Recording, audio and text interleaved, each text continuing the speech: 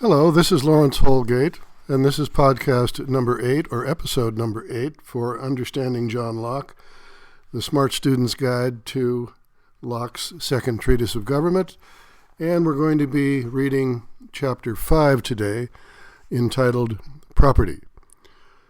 Locke's chapter on property is probably the most quoted, challenged, and debated of all chapters of his second treatise.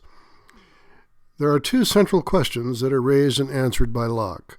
First, in the pre-political state of nature, is it morally justifiable for a person to claim a portion of common land, an apple, a tree, or an animal, as her private property, thereby excluding everyone else from enjoyment of that portion of land, the apple tree or the animal? Second, if private ownership is justifiable, then is it also morally justifiable for individuals to acquire unequal amounts of private holdings, in which some persons might have much larger tracts of land and far more goods than others might possess? So let's begin with that first question. This is section 5.1 of chapter 5, entitled Natural Reason and Revelation. A solution to the first question is given by Locke in the opening sentence of his chapter 5, at paragraph 25 of Second Treatise. Natural reason tells us that men, being once born, have a right to their preservation, and consequently to meat and drink, and such other things as nature affords for their subsistence.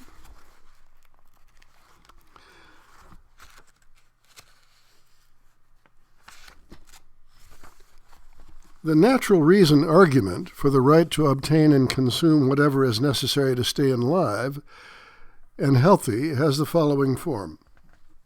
And here's the breakdown of Locke's argument. He begins with a premise that says all persons have the natural right to preserve their own lives. He then adds another premise. Self-preservation requires obtaining and consuming things, he says, as nature affords, things that are necessary for subsistence, for example, food and drink.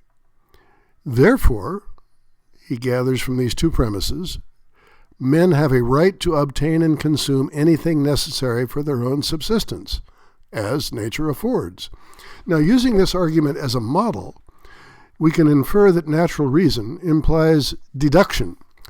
Locke begins with premises that he assumes his readers will accept as true, and then he makes a deduction from those premises. In this case, the deduction is valid. That is, if those premises that I just read are true, then the conclusion must be true. Locke doesn't comment on his argument. He does not defend premise 1, probably because he believes he has given ample justification for the right of self-preservation in the first law of nature. And if pressed, Locke would probably argue that since everyone has an obligation not to harm others in their life and liberty, then everyone also has a reciprocal right not to be harmed in any of these ways, including the right not to be prevented from doing whatever is necessary to preserve one's life. Secondly, Locke does not clarify what he means by as nature affords in the second premise. The second premise says self-preservation requires obtaining and consuming things that are necessary for subsistence. Perhaps he's referring to edible things that are found in or provided by nature, not on a store shelf or in someone's home. For example, if you come across a deer while hunting in the wilderness, you might kill and consume the deer if this is necessary to satisfy your hunger and preserve your own life. But suppose that the deer is not in the wilderness, but held captive in my barn. If the choice is between dying of hunger and killing the deer, must you choose death? Locke puts no restrictions on what, when, or where you can act to preserve your own life. His focus is entirely on the necessity to preserve your life. Finally, the conclusion of this argument, the conclusion says, if you'll recall, everyone has a right to obtain and consume anything necessary for their own subsistence. The conclusion only says that persons have a right to preservation. Locke doesn't settle the question about restrictions on what they can and cannot do when they exercise this right. Again, we're looking at paragraphs 27 and 28 in the treatise, the Second Treatise of Government. All right, let's move on. We're at section 5.1.2 with the title Revelation. At the end of paragraph 25, instead of commenting on the natural reason argument, Locke immediately presents his readers with a conundrum, based not on natural reason, but on revelation. In the Christian Bible, Psalm 50:16, it is revealed by King David that God has given the earth to the children of men. This is interpreted by Locke to mean given to mankind in common. Now, this immediately prompts the question, how might men come to have a property in several parts of that which God gave to mankind in common? If the earth has been given to all people in common, then how is it possible that any one of them could ever make a justifiable claim to a portion of it as their private property, and from which they can justifiably exclude all other members of the natural community? Now, as a first step toward providing an answer to this question, Locke points out that there must be a way for individuals in the state of nature to appropriate the things that sustain life, so they can make use of these things to survive. The fruit and venison that they find in the state of nature cannot be any good for their own nourishment and preservation unless they have a right to the private possession of these edible things. First, you've got to have the right to private possession, and then we can talk about things that are good for their own nourishment and preservation. Now, there's two arguments that Locke gives for this.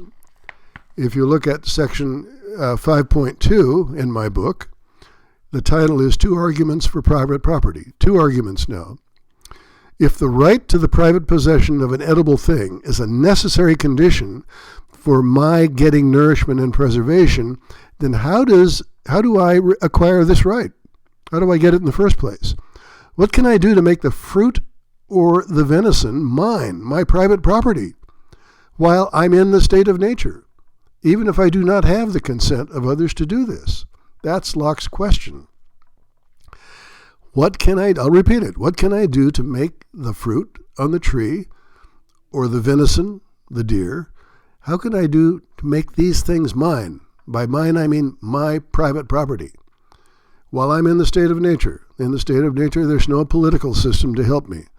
In the state of nature, pre-politically, how can I do this? How can I acquire these things rightfully and not have the consent of others to do this?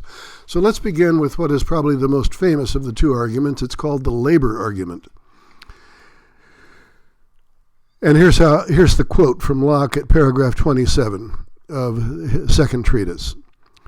Though the earth and all inferior creatures be common to all men, yet every man has a property in his own person. This nobody has any right to but himself. The labor of his body and the work of his hands, we may say, are properly his. Whatsoever then he removes out of the state that nature hath provided and left it in, he hath mixed his labor with, and joined to it something that is his own, and thereby makes it his property. And Locke scholars call this the labor argument for private property. And the labor argument has several steps. Let's just go through these. I'm not thinking that you're going to memorize this, but listen carefully. If you don't have the book, if you do have the book, the paperback version, I'm at page 86 at the bottom of the page. And if you have the digital, we're in chapter 5 at paragraph 5.2.1, the labor argument. It has several steps. Here they are. First step, everyone has property in their own person. That is, nobody else has a right to one's own person. Everyone has a property in their own person. Premise 2, if everyone has property in their own person, then they have property in the labor of their body and the work of their hands. That is, nobody else has a right to the labor of a person's body or the work of their hands. Just you. You are the only one who has this right. Premise 3. When anyone removes something that nature has left it in, then they mix their labor with that thing, or using another word, they join their labor to it. Premise 4. If someone mixes or joins their labor to a thing that nature has left it in, then they make it their property. That is, mixing or joining, according to Locke, makes something what you're joining it to or mixing it with, you make it your property. 5 is the conclusion, step 5. Therefore, anyone who removes something that nature has left it in, he has property in that thing. Now, to illustrate Locke's argument, suppose that you reside in the state of nature with 99 other men and women. You and they have common ownership of all the land, the animals, edible fruit, vegetables, and forests. You decide to build a shelter, and to that end, you go into the forest and you cut down several trees. The act of cutting down a tree with an axe or a saw is an act of work or labor, which act is as much your property as is your body. By cutting down the trees, you have mixed your labor with or joined your labor to the trees. Hence, the trees are from that moment your property, to do with as you wish, and from which you can exclude everyone else from possessing or using. If other people want trees to build their own dwellings, then they cannot justifiably take the trees that you removed from the commons by your own labor. And Locke restates the argument in the concluding sentence of paragraph 27, and here's what he says, quote, if, being by him removed from the common state that nature placed it in, it has by this labor something annexed to it, that excludes the common right of other men. For this labor, being the unquestionable property of the laborer, no man but he can have a right to what that is once joined to. End quote. The only difference between this and the previous quote is that Locke uses the additional metaphor of annexing one's labor to that which is removed from the commons. Now, it's never made clear how these metaphors help us get from she cut down the tree with an axe to the tree is her private property. That is, let me repeat that. She or he cut down the tree with an axe. Therefore, the tree is her private property.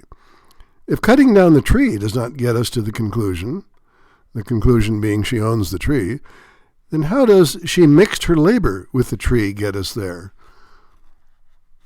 We just don't have an answer to that question from Locke. How does he get there? Or to put it another way, using the metaphor of annexing, mixing or joining, that appears to do no more to prove how the tree becomes one's private property than cutting down the tree proves this. Finally, Locke adds an important proviso to the labor argument when he states that the right to what a man joins his labor to is limited to there being, quote, enough and as good left in common for others. That is, if you cut down trees for your shelter, then you must leave enough healthy trees in the forest for others to build their shelters. You don't have a right, Locke says, to either cut down all the trees in the forest or leave only dead trees for others to cut down. So he does have a proviso there.